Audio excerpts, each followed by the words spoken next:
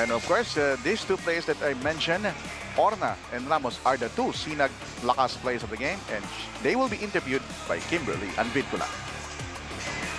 Kimberly? I am now with the Sinag Best Player of the Game from GDL Lancaster. Now, first of all, congratulations on winning the game po tonight. Naunahin po muna natin si Ferdinand Orna with 13 points, 4 rebound, and 5 assists.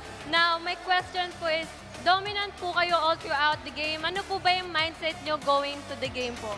Yun, pagpasok pa lang namin sa court, sabi namin medyo malalaki yung kalaro namin, kailangan namin sipagan. Kailangan yung mga big man namin magtrabaho sa ilalim para makuha namin yung panalo. Now, is there anyone you would like to greet, sir?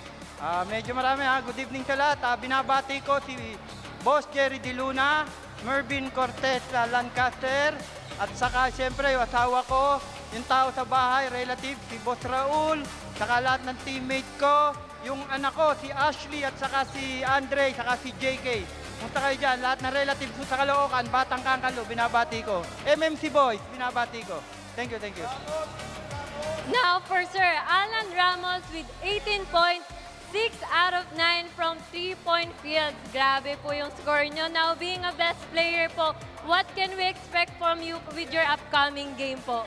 Bali, maganda na yung nilalaro ng team namin. Bali, yung chemistry namin nasusunod na. Alam na namin mga laro. Kaya okay, nasusunod na yung play ni Coach Bennett. Now may gusto po ba kayong batiin, sir? Binabati ko po yung suporta sa amin ni Boss Gerardo De Luna, si Boss Mervin po, yung get well soon po sa tatay niya. Sa mga coaches po namin, kay Coach Bennett Palad, mga teammates ko, coaching staff po, family ko, si Yanyan, yung utol ko, si Ricky, saka yung kuya ko sa Australia. Tapos yung ina ko, si Yanyan. Tapos si Doktora po. Thank you po sa inyo. Now that's it for our Sinag Best Player of the Game. Now back to you, Ryan and Coach Ernest. Thank you so much, Kimberly. Again.